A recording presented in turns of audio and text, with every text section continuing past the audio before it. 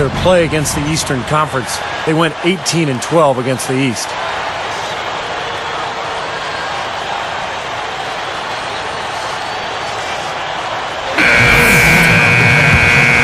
Here's Wade. An 11-point game for him in the win against Washington. Let's catch up with Doris from the sideline. Well, I had a chance to speak with head coach Tyrone Corbin. It's their first meeting with the Heat this season, and he knows what that means. A healthy dose of LeBron and Dwayne Wade. He feels they have the system in place defensively to deal with those two, but that even so, if either of them gets hot, they have the ability to break down any kind of defense. Thanks a lot, Doris. More on the Jazz against the East, Clark. They can play that more physical style of ball that is, I don't know if it's realistically a part of what the Eastern Conference or the perspective or however you feel about the way they play, but I guess they've got that tag of being a more physical conference in the West. Yeah, they do have that perception, and I don't think it's always 100% accurate, but nonetheless, the Utah Jazz are a hard-nosed team, and by nature, when teams try to slow it down and get chippy against them, that's their comfort zone, right in their wheelhouse. They love playing that way.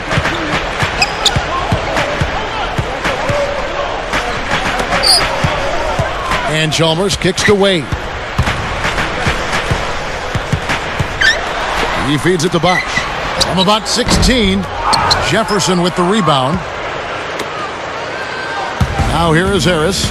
You know, it's amazing. You look at Al Jefferson, so big and strong. He's got a nice post game, but you'd think he'd get to the free throw line more often. He really doesn't get there as much as I think he should. 6 on the shot clock. Here's Welch. And the go-ahead bucket, no good. Boy, he had a good look there. Got to take those when they come. Back to Jefferson, what Steve was talking about. Clark only 3.5 free throws a game. Not a lot by a guy who gets to the block and down low as much as he does. Yeah, that's a good point, and that's something he's definitely going to have to work on. I mean, in the last 2 seasons, his totals have really dropped from the foul line, and I think that's an area that he'll work on and get better at. They set the screen.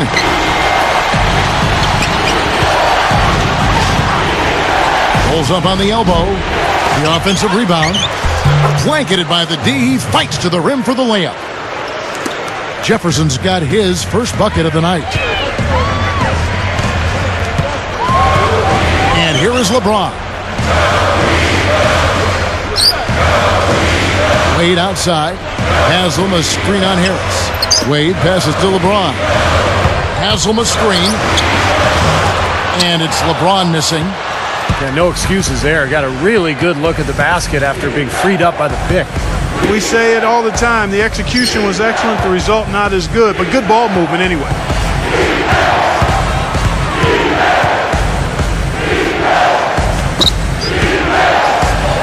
Jumps up. Burks' shot is good. Here's Wade. They trail by 1.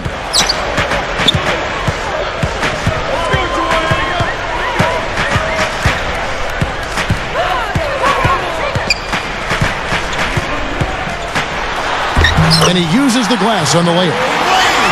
Wade's got 7 points. Wow, has he caught fire this quarter, shooting the ball with tremendous confidence. Here's Harris. And a foul called on the shot. Got him on the way up that time, so he'll shoot 2 right here. That's on Dwayne Wade. Well, that should be a rule. No layups. Protect the paint. Make them earn every point.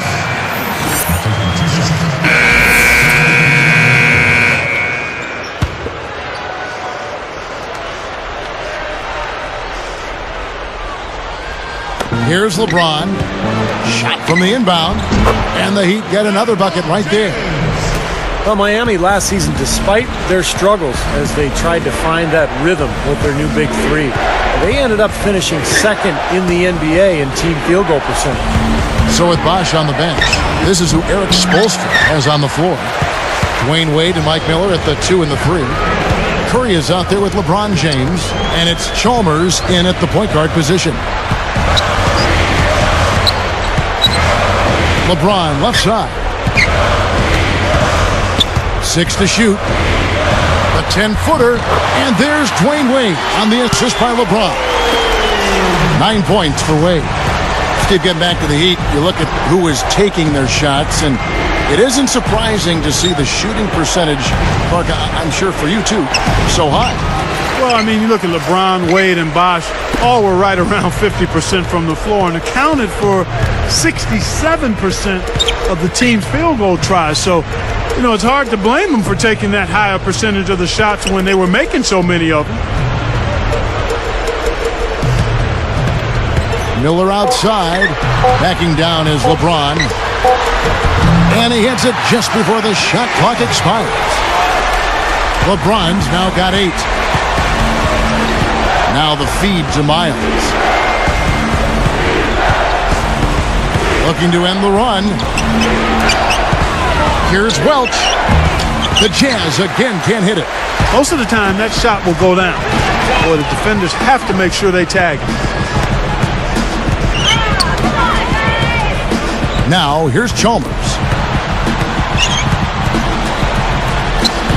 LeBron James on the wing. LeBron right side. Evans picks him up. And it's LeBron missing.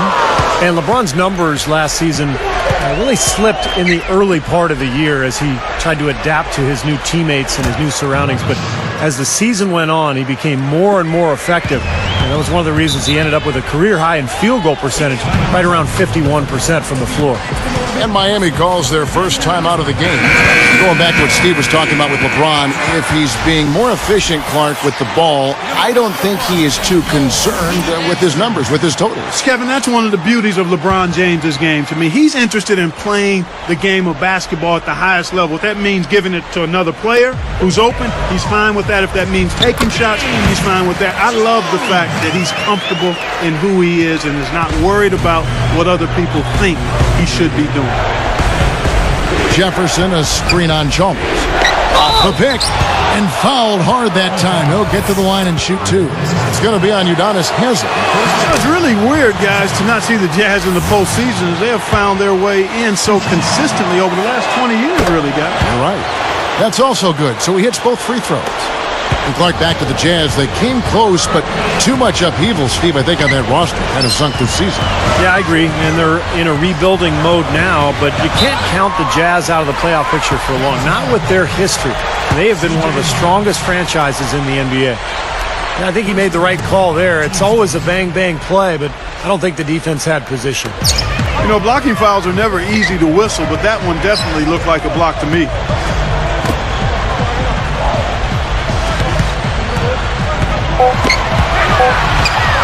Now, here's Chalmers. He's covered closely. Tries again. Foul call that time on the way up. That'll give him 2 chances at the free throw line here.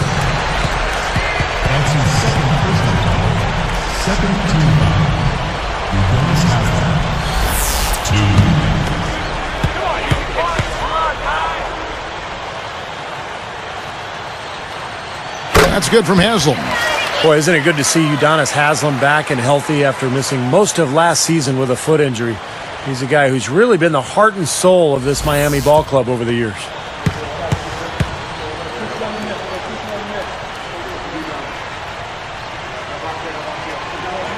He hits both from the stripe.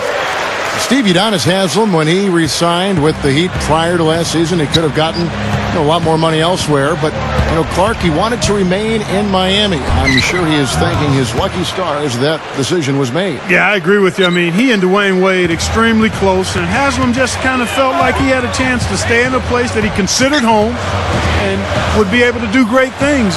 Credit him for picking happiness and contentment over dollar signs. Sometimes that's the best call, but you don't often see guys make it. Here. Jazz trail by 12. Burks dishes to Miles.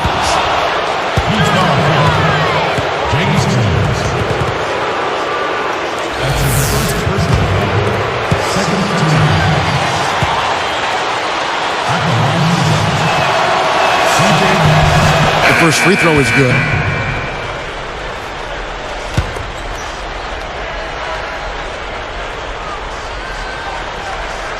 And so in the game for the Jazz, Welch, he's in at point guard.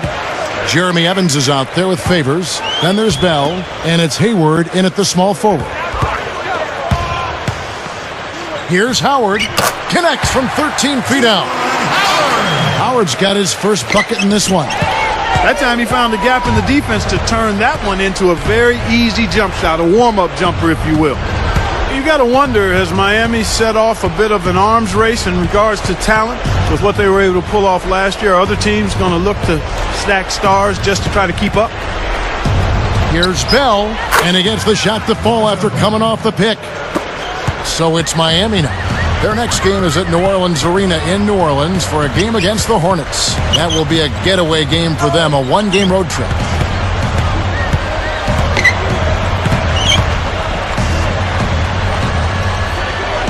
Now Miller, clock at 6. The Heat need to get a shot off. Here's Cole, out of bounds. And they'll keep possession. Here's a look at what's coming up for the Utah Jazz. When this game is done, they'll be off to Orlando and they'll take on the Magic. And that game will be game 3 of 5 away from home. So both teams making some changes here.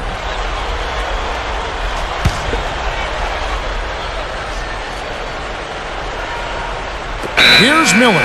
And there's the shot clock violation. Couldn't get the shot off in time. And a moment to check out Miami and who they've got coming up. Their next game is at New Orleans Arena in New Orleans for a game against the Hornets. That'll be just one game played away from home for them.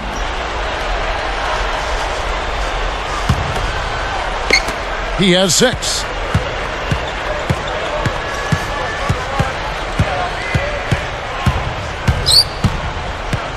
And stolen by Chalmers.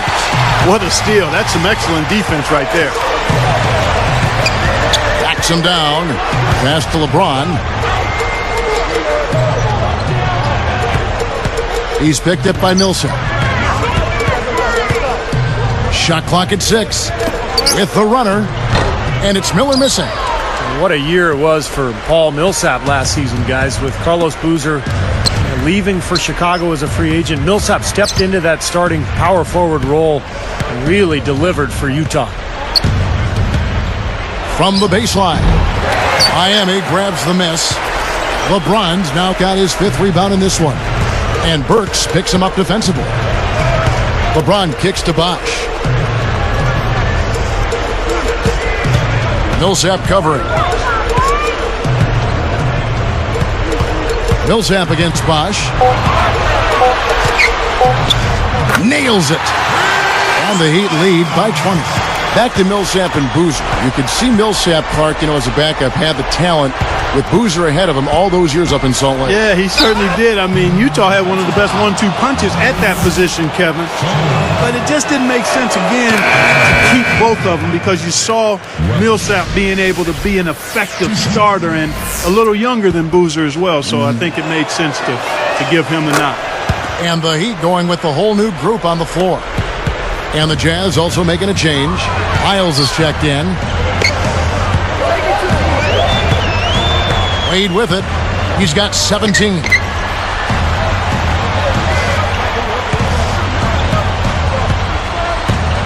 Cole, the pass to Anthony. Working it around now. Haslem. No one on him, and he makes the easy one. Nice kick out after the defense had collapsed on him. Jazz trailed by 20. Screen by Jefferson. 8 points for him. Here's Welch. The Jazz again can't hit it. And here they come.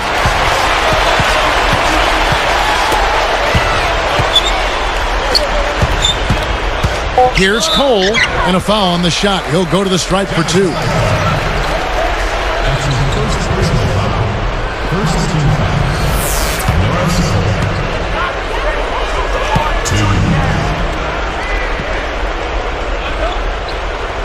The first one falls, and the Heat making a change here.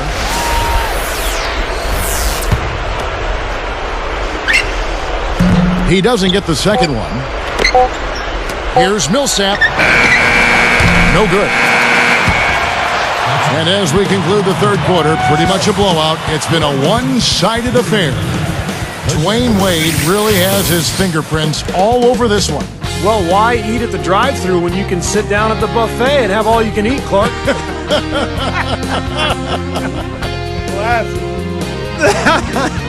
Well, I know you've been listening, partner.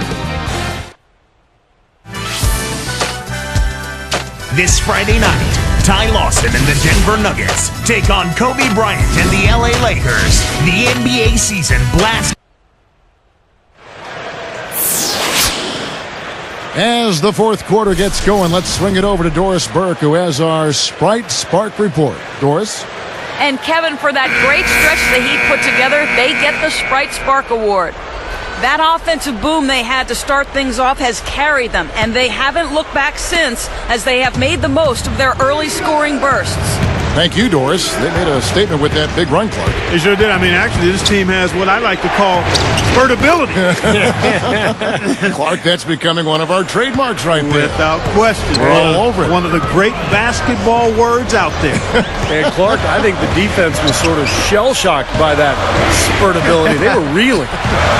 So with LeBron on the bench, this is who Eric Spoelstra has on the floor. We got James Jones. Joel Anthony is out there with Juwan Howard. Then it's Mike Miller, and it's Cole in at the one. Well, you could see last season with the big three that early on offensively they couldn't quite figure it out. But as the season went on, they got more and more comfortable with each other. And I thought by the end of the year, they played pretty well together. Looking at who's out there now for the Jazz. Favors comes in for Al Jefferson, and Devin Harris is subbed in for Paul Millsap. Here's Burks. Can't get it to go. And Miami will go the other way with the ball. And you're right, Steve, about what you said in regard to the Heat. You know, anytime you bring new guys together, there is a feeling out period. But Clark, obviously, this was an extreme case. Yeah, I agree with both of you there. I mean, it just takes a lot of time and massaging when you have that much star power coming together for guys to figure out their roles and then accept their roles and excel in them. That's a three-pronged process. A lot. Yep. A lot to deal with.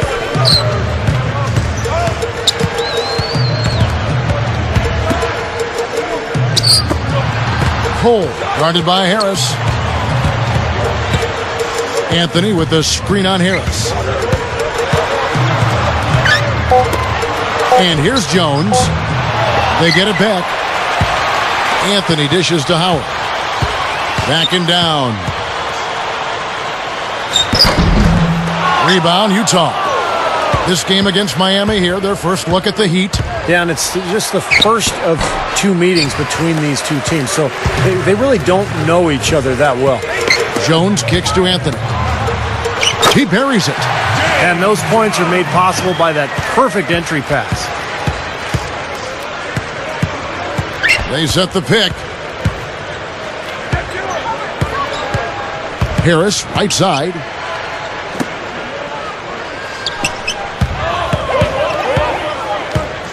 Elbow shot. And Jones pulls it down. And to touch quickly on what Steve just talked about, the interconference element of this game, Clark, is interesting. It is. Tough to know exactly what to expect from an opponent you see so rarely.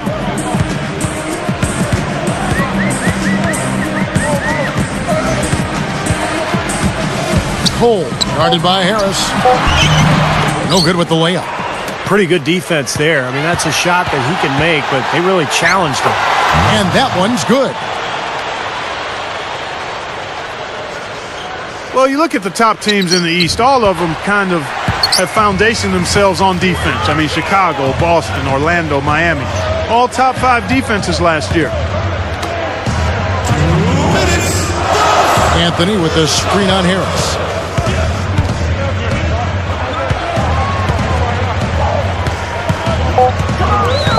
Cole, guarded by Harris from the wing.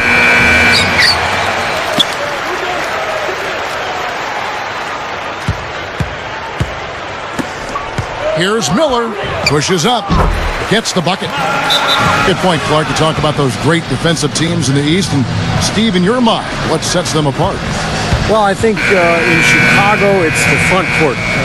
The length and athleticism of Noah and Gibson and Asik.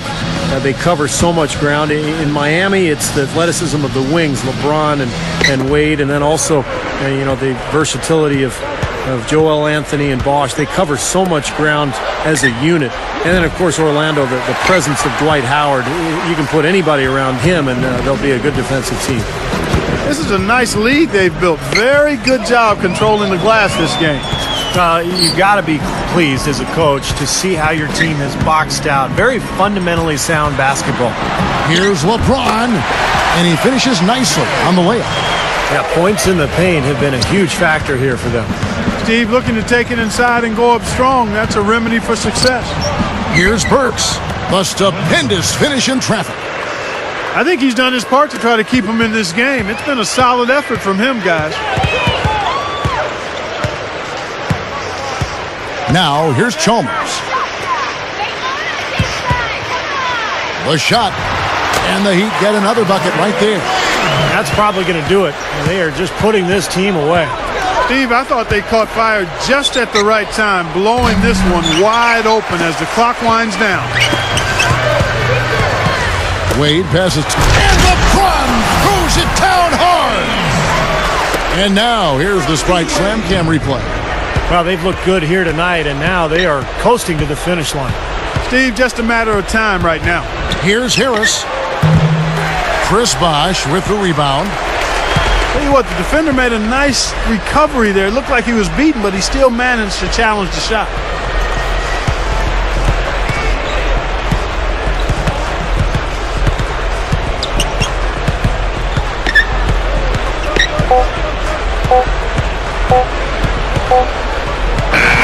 And so Miami takes this one by a big margin. Some days, Clark, everything goes right for a team, and they just had one of those games. Yeah, it certainly was. I mean, these guys played a great all-around basketball game here. And that'll wrap it up for Clark Kellogg, Steve Kerr, and Doris Burke. This is Kevin Harlan, and thanks for tuning in.